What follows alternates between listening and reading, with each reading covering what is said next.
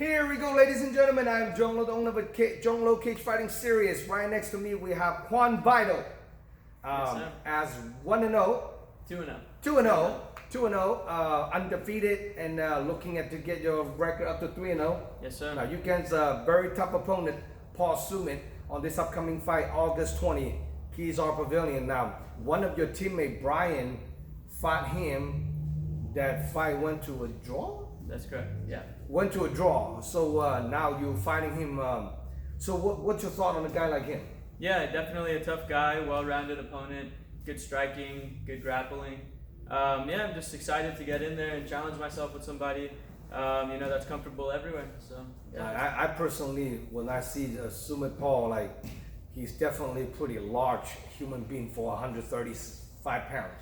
Really in shape. The guys look like some robotic machines, 6 packs and everything. I'm like, damn, this guy must be living in the gym, training every day. It's crazy.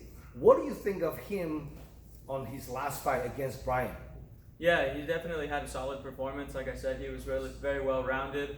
So respects to him. He's definitely putting in the work and has the attention to detail. Yeah, other than that, just excited to get in there and be tested by a tough opponent. How do you see yourself fighting him? Yeah, same as everybody else, Striking. Go in there, fight smart, fight hard, and stay composed and just leave it all out there.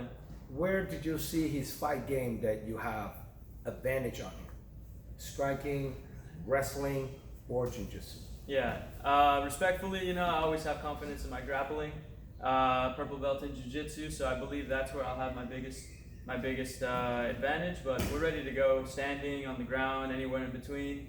So yeah, just gonna go in there and, like I said, leave it all out there. His stand-up is a little different than most traditional Muay Thai fighter that I've seen. Yeah. His stand-up is a little bit more like a Taekwondo, more like a side kicks, and it's a little different. Yeah, the hands are a little lower. Right, he fights a little bit lower, really long range side kick, and he does a little different. It's not like traditional Muay Thai was squared up and just right in front of the face and strike and kick. He's a little different. Like, I never seen a guy fight. It's the first time he's fought on my event, 6 months ago. It was interesting watching him fight. Like, he definitely have a very good potential. He's very in shape. He doesn't look get tired. So this fight is gonna be a good test. And do you think at one part of time you will stand with him? Yeah, of course. Like I said, we're ready to stand, we're ready to grapple, we're ready to do everything, right? And yeah, definitely has a unique style, kind of like the Taekwondo, a little bit lower hands, right. Good side kicks. Lyoto Machida, that karate is, it's an interesting combination. Of course. Now, out of an equation, do you have anybody that in mind that caught your eye that you want to fight in the future?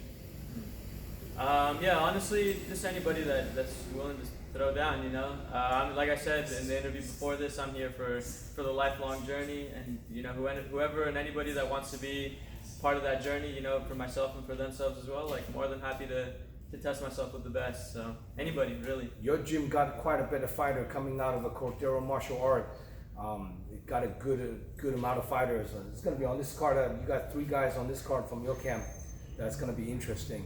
So now, do you ever think about fighting lower weight, 125? I'm pretty happy at 135. The weight cut isn't too bad. I feel strong. I feel, that's more or less like a comfortable weight for me. So I probably could go down to 125 if a good opportunity presents itself. I wouldn't be against it. But I like where I'm at right now at the 135. What do you walk around weight? Between like 155, 158-ish. So cut like about 20 pounds? Yeah, more or less. A lot of it's water weight. I stay pretty well hydrated, so it's not too bad. But yeah, I think I can make that 125 if I really needed to. But I'm happy where I'm at right now. What do you see yourself in the future, like turning pro, and what do you see yourself in the fight game? Yeah. So again, like I mentioned in the other interview, I'm a lifelong martial artist. That's like the big picture. So always train as long as I can, compete as long as I can, maybe open up a gym one day, but I'm just in it for the ride, better myself, be a better martial artist every day, a little bit better than I was yesterday. And yeah, definitely looking to take it to the professional scene, looking to just fight the best people and challenge myself in ways that I haven't been challenged and step it up to the next level. Any Bay Area fighter that you think is a pretty good fighter that you look up to? Bay Area fighters, all my teammates, man. Those guys are tough. You know, we all. A lot of people don't really see the preparation and all that goes into the fights, right? Absolutely. You just see, Absolutely. you go there, you see the spectacle, and you respect it. But just knowing where these people all come from, all my teammates, you know, the struggles and the trials that they got to go through, it's impossible not to look up to them because they're going through so much, but that never takes a smile off their face. And every day that I see them on the mats, you know, they're just happy to be there. Some of the people, the audience that watching the fighters, the win, hands raised, the glory, they don't really see the sacrifice of in this business. You know, most fighters, especially amateur, you actually have to pay money to fight. You have to do your blood work, you have to pay for your physical, and then you have to pay a lot of money on a healthy diet.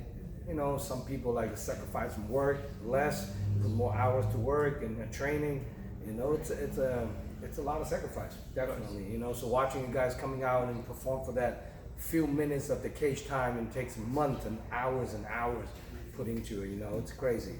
Now, if people want to get a hold of you to buy a ticket, come watching you fight, support you, how can people contact you? Yeah, of course. You can reach me at Vidal, VIDAL .vibes, VIBES. Basically everywhere, you know, Facebook, Instagram, Twitter. That's the best way to reach me. I'm pretty active there. You can also reach out to my coach at Cordero Martial Arts if they want to tap in there. So yeah, lots of places they can find me. Now, if your opponent, Schmidt Paul, watching this interview, what do you have to say to him? Yeah, may the best man win. You know, like I said, I'm in this for the journey and to be challenged in different ways. I hope his training camp is going well. I hope the weight cut isn't too rough, and yeah, excited to get in there and you know, do our thing. So yeah, Your teammate went with him all 3 rounds, went to distance. Do you think you're gonna go the distance with this guy, or you think you'll be able to stop him in? We'll see. You know, the fight is you enter chaos, right? And we're ready. We're ready for 6 minutes hard. We're ready for any opportunity that presents itself. I'm not getting too tied on, you know, trying to submit, trying to knock him out. I'm just gonna go in there, flow with what seems right, and pick my shots and take the best opportunities that I can. So that's awesome. Not too tied there. Any special loved one, training partner, sponsors, supporters that you want to shout out to for this upcoming fight? Oh yeah, of course. A lot of people, man. A lot of people. All my training partners, Garrett, Jimmy, my coaches, Josh, Lawrence Senior. You know, I wouldn't be able to do it without those guys. They're in there every day, pushing me, testing me, and you know, we all do the same for each other. Sponsors. Let's see. Got the homies over at Purple Rose Supply. They've been with me since day one, so a big shout out to them. Settle Builders, Davis HVAC, Grossman Chiropractics, all those guys, you know, they've been riding with me since the first day, so shout out to them. Yeah, that's pretty much it. That's awesome. For more information about this upcoming fight card, guys, check out DragonHouseMMA.com. We are updating the website this coming up Saturday. So check out on Sunday, you're going to see about over 20 plus fights on this upcoming card. Huge stack card, and do not miss it. It's going to be not going to be disappoint you. And a lot of up and comer is fighting on this upcoming card. And now also we have a main event undercard. Just James Gatry versus Jeremy Exquota, also 135 pound, fighting for the strap. Do you know those two guys? Yeah, of course I know them. Who are you going for? I just want to see a good fight, you know, not too emotionally tied to either one. May the best man win in that fight. That's all I gotta say. In your eye, you put money on, who do you think is gonna win that fight? I'm not a gambling man, you know. I'd rather take risks myself than put things down on the table. So again, let them have their fight, let them enjoy their undercard main event, and may the best man win. Good luck to both of them. Now they're both striker. Gatry's more striking on the hand. Jeremy's more Taekwondo black belt. You know, who, just humbly say your opinion. Who do you think will come out on top for that fight? Humbly say my opinion. I mean, again, whoever just goes in there more. Come on! I'm sorry, man. I know you're trying to get me to call people out and do all this. No. I want to see spectacular. You know, even in the different weight class. Like, I'm curious about, because I asked the same exact question to a lot of fighters. People say, "Oh, I think Gatry will win." Some people, "I think Jeremy will win." Like, you see them both fight. They're both fighting on my show multiple times. Who do you think would come out on top of the win? Like, in your prediction, not disrespect anybody, a challenge. Who do you think? Because they are your weight class or someone you're probably going to look up to in the future. Who do you think those two guys will win the fight? it's hard to call, but if I had to really put my money on something, if you're going to be staying strictly in the stand-up, anybody that's got good kicks is going to have a pretty strong advantage if you can keep them at range, right? But yeah, I don't know. It's going to be a hard one to really call. Yeah, I don't think that fight is going to go to distance myself. Probably not. So, and it's kind of like a hard to judging, right? One guy got good, grounded. You know, James is longer, bigger. You know, Jeremy is a slightly smaller. You know, maybe faster, I think. So that's why I'm curious to see what any other bantamweight, how they're looking at. So you think Jeremy has a more advantage because of the kicking? If you can keep him at range, yeah. But I don't want to give away too much too, because if I'm talking about how I'm analyzing these fighters, that's free game. So you can't be doing that, unfortunately. But good luck to both of them. You know, I'm definitely going to be watching and just looking for a good fight. That's pretty awesome. Well, here we go. We have Juan Vidal and officially signed today. He's going to be on the upcoming card. Probably going to be the second amateur fight of the night against Smith Paul. So stay tuned, and then make sure you guys follow him on Instagram. And one more time, what's your Instagram name again? It's Vidal.vibes everywhere. In Instagram, Facebook, Twitter, anywhere you can find me. YouTube. That's awesome. We'll see him on August 20. Stay tuned, and make sure you guys order your live stream pay-per-view on DragonHouseMMA.com. Subscribe my YouTube channel, get peoples, and help me to grow my YouTube channel. And follow me on Instagram, and following after last event of the year is November 12th. So stay tuned, making sure you guys hit me up when I get on that fight card. I got a question for you real quick though. Yes. Did you not like my performance last time? You're putting me second again? You can't like bump me maybe third, So fourth, this fifth? is the thing, right? We have a lot of guys that have many fights. So I usually put the first fight is going to be two guys making a debut, and then the second fight is, you know, that 0-1 versus you. Yeah. And then after that, I think one fight, and after that's going to be your teammate Jimmy.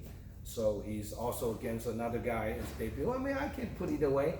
Probably, we'll see. But like we'll the first 3 or 4 fights are usually the smaller record, and then gradually the 3-3, 2-3 guys that have a bigger record, then they usually put towards the down. Okay. You know, so yeah, you know, I like your performance, and then Schmidt Paul's also did well too, and then can't really predict how this fight's gonna go down as matchmaker, because I see he has a little bit of length and size advantage. I believe he's a little bit taller, but you definitely have more better grappling probably. So if you be able to capitalize on the ground, you probably come out dub. But if you keep it on the feet, he might have some, you know, really awkward outside standing fighting style that might be scored in a different way too. So interesting bout. I'm definitely very intrigued in watching how you guys perform. So any other questions? No, that's it. That's all I got, man. Thank you. That's awesome. See you guys August 20th. I'm Zhong signing out. Thank you. Thank you.